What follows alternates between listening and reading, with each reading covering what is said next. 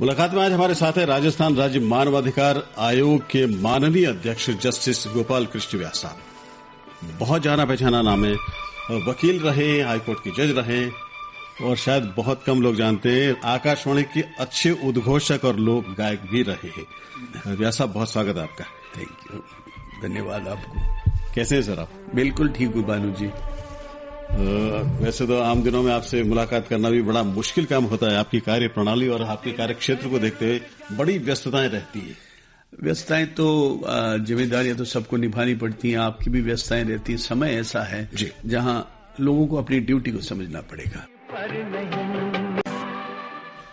जी बिल्कुल, वाकई ये एक ऐसा उद्देश्यपरक क्षेत्र है आपका कि दिल कहता है यहाँ रुक जाए, यहीं राहत की सांस मिल सकती है। जो मजलूम है, भुगतभोगी है या प्रताड़ित है, उन लोगों को राहत देने का काम करते हैं आप। राहत देने का काम जहां तक है कि भारत की संसद ने 1993 में एक एक्ट बनाया, ह्यूमन राइट कमीशन एक्ट जो है वो बनाया जी। उसमें हर एक राज्य के अंदर एक ह्यूमन राइट कमीशन की स्थापना, गठन किया गया जी।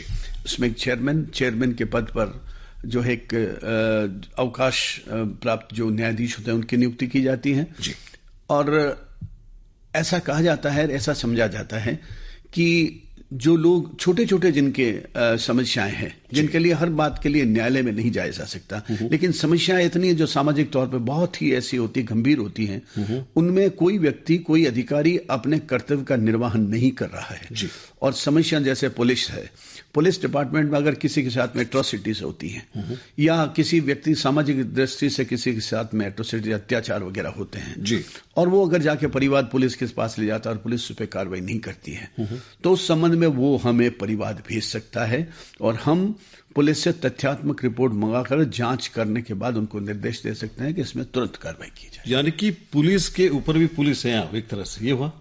मैं पुलिस के ऊपर पुलिस नहीं कहता, लेकिन हर एक को अनुशासन में रहने की बात जहां तक है, वो मानवाधिकार किसी व्यक्ति के जो बर्थ राइट है, जन्म का अधिकार जिस व्यक्ति को, हमारे संविधान के आर्टिकल 19 और आर्टिकल 21 बहुत इंपॉर्टेंट है। अनुच्छेद 19 में स्वतंत्रता का अधिकार दिया गया है और 21 में जीने का अधिकार दिया गया है जी। तो हर व्यक्ति को जो जीने का अधिकार है, पानी के संबंध में, अभी जयपुर में मैंने एक देखा कि एक व्यक्ति था जिसको पानी का कनेक्शन इसलिए नहीं दिया जा रहा था कि जिस कॉलोनी में उसने मकान बनाया था वो कॉलोनी जो रेगुलराइज नहीं थी। हमने उसमें ये आदेश किया सुप्रीम कोर्ट के जजमेंट का हवाला देते हुए जी। पानी एक आवश्यक, मनुष्य के लिए, मानव के लिए आवश्यक चीज है, उसके लिए कनेक्शन नहीं दें, ये किसी तकनीकी कारण के ये नहीं हो सकता। मनुष्य के जीवन के लिए उनको देना पड़ेगा और वो संबंध, जल संबंध उसको मिला जी। बड़ा अच्छा लगता है ये बात है सुन के कि जहां किसी की सुनवाई नहीं होती या लगता है कि यहाँ बहुत डिले हो रहा है या से बहुत विलंब से कार्रवाई होगी, वो सीधे आप पे आ सकता है। तो हम शुरू से करें कि जो आपका मानवाधिकार आयोग है, उसके मुख्य उद्देश्य और क्षेत्र क्या क्या? हमारा इस मुख्य उद्देश्य यह है कि जो विधि के अनुसार अगर कोई व्यक्ति काम नहीं करता है और एक मानव के जो अधिकार हैं, हर व्यक्ति को जीने का अधिकार है, खाने का, पीने का, विचर करने का अधिकार है, उसको सुरक्षा मिले ये अधिकार है और उसका जीवन सुखमय हो, ये उसका जो अधिकार संविधान के द्वारा दिया गया। प्रजातंत्र में 3 विंग होते हैं जी, व्यवस्थापिका, कार्यपालिका और न्यायपालिका। सब अपना अपना काम करते हैं, लेकिन न्याय प्रक्रिया में आज मुकदमे बहुत ज्यादा हैं। हमारी 15 अगस्त 1947 को हम 35 करोड़ थे जी। आज हम 130 करोड़ है। 2000 साल में अगर हम वहां सिर्फ 35 करोड़ थे, एकदम 130 करोड़ हो गए जी। तो हमारे साधन कम हैं और उन साधनों के अनुरूप कोई जो उनको मिलनी चाहिए उपचार, संवैधानिक उपचार मिलना चाहिए, वो नहीं मिलता है, तो वो हमें अप्रोच कर सकते हैं जी। अच्छा, ये आयोग काम कैसे करता है? आम आदमी अगर आपसे कोई अपनी व्यथा कहना चाहे तो कैसे कह सकता है? देखिए, 2 तरीके हैं जी।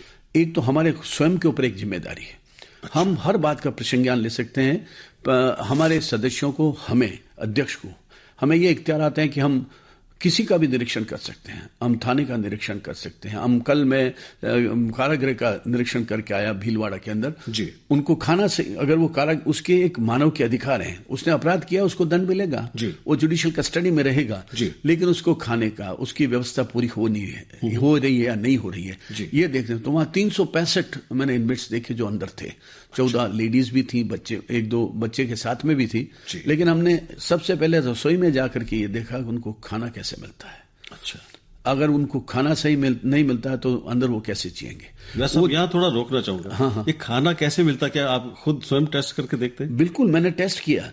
कल जेल के अंदर सेंट्रल कारागृह में वहां भीलवाड़ा में जब गया तो अंदर खाना बना। खाना सबसे बड़ी बात यह है कि पब्लिक एक्सचेकर पे ये बहुत ज्यादा बड़ा खर्चा है, क्योंकि एक एक जेल के अंदर सरकार में सैल्यूट करता हूं सरकारों को कि रोजाना 400-500 आदमियों का खाना बनता है वहां पे, और उसकी व्यवस्था करना, और खाना ऐसा हो जो उनको जीने के लिए हर व्यक्ति के मानव के खाने के लायक। मैंने दाल और रोटी भी खाई और 3 सी की सब्जी थी वो भी खाई, और वो जो खाना बना रहे थे वो आजीवन कारावासी जो थे उनसे काम लिया जाता है, उनसे उनका वहां मैंने देखा व्यवहार अच्छा है। लेकिन एक बहुत दुख हुआ बालू जी, मैं आपको कहना चाहता हूं, यंग युवा लड़के नार्कोटिक्स के केसेस के अंदर, पॉक्सो के केसेस के अंदर थे।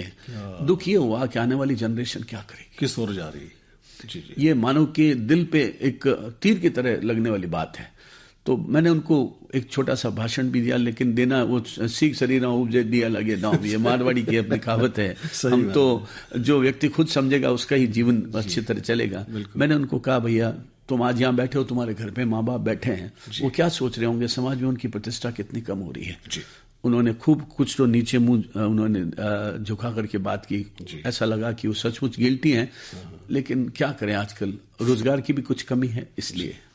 अच्छा, आपने वो बात वहां छोड़ी थी कि वहां इतने सारे कैदी थे, फिर आपने खाना टेस्ट किया, फिर आपको क्या महसूस किया? खाना अच्छा था, खाना बनाने वाले भी अच्छे थे और साफ सुथरा था वहां पे, और ऐसा लग रहा था कि जो जिन कैदियों को ये था कि अब तो हमें यही रहना है, तो वो पूरी लगन से वहां काम कर रहे थे। रोटी जो बेल रहे थे, 10-15 बैठे हुए थे, रोटी बेल रहे थे, और उनका व्यवहार भी बहुत अच्छा था।